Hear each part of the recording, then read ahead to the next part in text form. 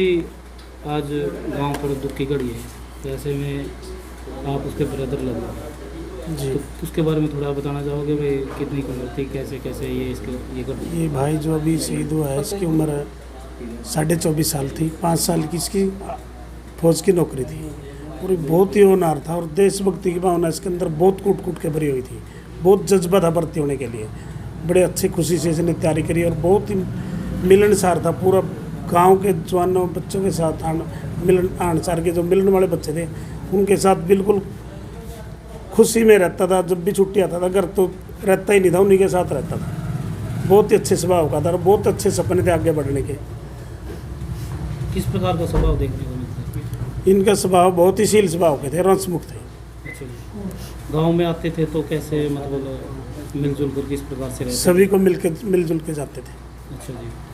तो आखिरी बार आप भी मिले थे क्या जब पीछे? आखिरी बार तो ये अभी कई महीने से नहीं था। 8 तारीख को छुट्टी पे आना था। कोई मिलिट्री की कोई ऐसी कोई बातें जो जब भी आता हो आप बड़े हो, आपके साथ साझा करता हो, भाई ऐसे है वैसे चलता है वहाँ, इस प्रकार से? ये तोपखाना में इसकी ड्यूटी थी, आर्टिलरी में ये जॉब थी इसकी और बहुत खुश था ये उस जॉब के लिए। अच्छे बताता था कि वे अच्छी है मेरे लिए, मैं खुश हूँ। तो जो कोई परेशानी नहीं थी किसी बात की। जो बलिदान दिया है, तो मतलब थोड़ा बताना चाहेंगे भाई किस प्रकार से क्या हुआ उनके साथ? इनको बक्सा से ये गाड़ी में बक्से रख रहे थे, तो जैसे ये बक्सा रख के पीछे मुड़ा, पीछे से कोई और बक्सा लेके आ रहे थे, वो यहाँ लगे इसको। काफ़ी ब्लीडिंग भी हुई इसकी 10-12 दिन पहले। तो वो बोलता था कि मैं अब ठीक हूँ, ब्लीडिंग तो ज़्यादा होगी, अब ठीक हूँ। तो वो कितने दिन पहले की बात? 10-12 दिन पहले। अच्छा। फिर ये एडमिट था उसके बाद? नहीं, उस टाइम नॉर्मल ट्रीटमेंट करवाया, जैसे भी कोई कपड़ा वगैरह बांध दिया, वो खून रुक गया था। अच्छा। उसके बाद फिर इसको अचानक राइट साइड में काम करना छोड़ गई, आवाज़ में भी फ़र्क आना शुरू हो गया। तब इसने बताया 27 तारीख को 1 बजे कि मेरे को एक राइट साइड में इसका काम करना छोड़ गया, अब दिक्कत है। तो फिर इसको लेके गए MI रूम। उन्होंने फिर इसको MH में भेज दिया। MH वाले ने इसकी MRI CT स्कैन किया तो उसमें बताया गया कि इसको दिमाग की नस फटी हुई है। तो फिर ये ऑपरेशन के लिए लेके गए। वो बोलते थे कि इसका BP डाउन नहीं हुआ, तो ऑपरेशन वो कर नहीं पाई और फिर इसका AIIMS में एडमिट कर दिया, वेंटिलेटर पे रखा गया। कोशिश यही थी कि बचे, लेकिन परमात्मा को नहीं मंजूर थी। किस पद पर है सोनी सूद? ये भी सिपाही थे, 5 साल की नौकरी थी। तो यानी कि 5 साल हो चुके थे? हाँ, सिपाही के पद। सतीश जी, विधायक की तरफ से आप यहाँ पहुँचे हैं श्रद्धांजलि देने के लिए, तो आज क्या कहना है? एक शोक की लहर है पूरे गाँव में। आज हमारे गांव है, ये बेलरखा बड़ा गांव है और मैं विधायक रामनिवास सुरजाखेड़ा हल्का नरवाना से उसका प्रतिनिधि हूँ, उसका भाई हूँ सतीश सुरजाखेड़ा। और मैं सभी देशवासियों को ये संदेश देना चाहता हूँ कि भाई आज शोभित जो फौज के अंदर वहाँ पर इसका निधन हुआ है, तो ये पूरे बेलरखा के गांव के लिए नहीं बल्कि पूरे देश के लिए बड़े ही गर्व की बात है कि हमारा भाई शोभित देश के लिए जान दी है और वो शहीद हुआ है। और इस दुख की घड़ी में हम सबको बड़ा खेद है, पर फिर भी हमें इस बात की भी खुशी है कि वह देश के लिए मरा मिटा है। देश के लिए जो आदमी जान दे देता है वो हमेशा सबसे ऊंचा काम है, ये प्रशासनिक प्रशंसा का काम है।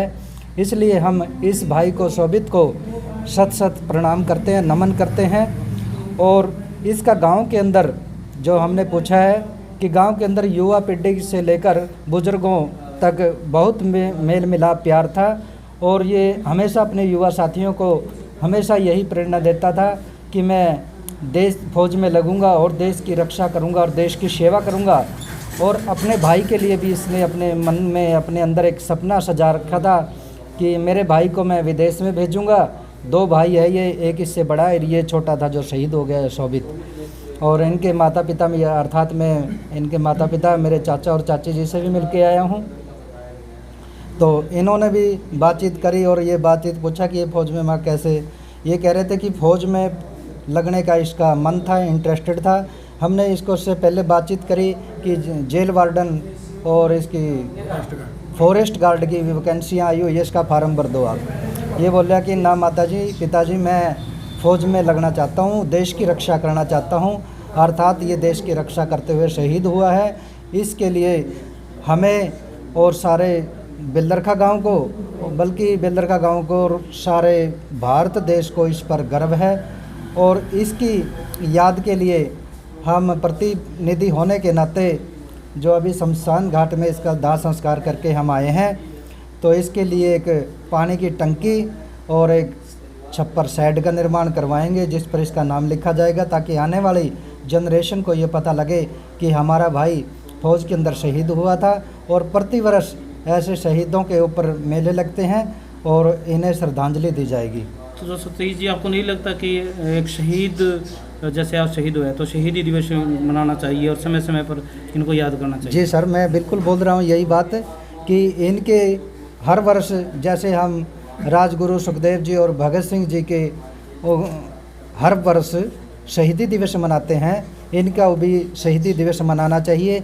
इसलिए तो मैं बोल रहा हूँ कि वहाँ पर भी हम एक उनके नाम का पत्थर लगवाएंगे और उन्हें हर साल शहीदी दिवस पर श्रद्धांजलि देंगे। गांव के लोगों के लिए रामनिवास सुरजाखेड़ा की तरफ से आप क्या मैसेज दोगे? मैं गांव के रामनिवास सुरजाखेड़ा की तरफ से यही मैसेज देना चाहता हूँ कि भाई गांव के अंदर युवा पीढ़ी जो जनरेशन है अपने भाई की तरह चलें और देश की रक्षा करें और ऐसे सपने अंदर मन में रखें कि भाई हमें भी अपने भाई की तरह देश के ऊपर जान कुर्बान करनी है, देश की रक्षा करनी है, देश की सेवा करनी है और अपने परिवार वालों की, अपने गांव की भी सेवा करनी है। जी, उन माओं के लिए क्या कहना चाहोगे जिनको पता है कि फौज में जाऊंगे तो तिरंगा में भी लिपट काश कर, लेकिन फिर भी अपने बच्चों को बॉर्डर पे? ऐसा है जी, वो माँ तो बहुत ही भाग्यशाली है जिन्होंने ऐसे पुत्र को जन्म दिया कि जो अपने यही कहने लगते हैं कि भाई हम तो फौज की में जाएंगे और देश की रक्षा करेंगे। देश की रक्षा करने में जो भी भाई शहीद हो जाते हैं उनकी मृत्यु नहीं होती बल्कि वो अमर हो जाते हैं। जैसे कि आज हमारा भाई ये शोभित ये अमर हो गया है, इसका ये मृत्यु नहीं समझनी चाहिए हमें। तो आपको नहीं लगता कि जिस प्रकार से जो फौजी सीमा पर पूरी रात रक्षा करते हैं और यहाँ पर हम चैन की नींद सोते हैं उन्हीं के कारण से? जी हाँ, जो हमारे भाई वहाँ पर सीमा पर देश की रक्षा करते हैं और उन्हीं की बदौलत ही हम यहाँ पर चैन की नींद सोते हैं। इसलिए हम हमारे फौजी भाइयों के लिए भी हमारा फ़र्ज़ बनता है कि हर वर्ष उनके लिए भी हम शहीदी दिवस के मेले लगाएं और उन्हें श्रद्धांजलि अर्पित करें और उन्हें प्रणाम करें।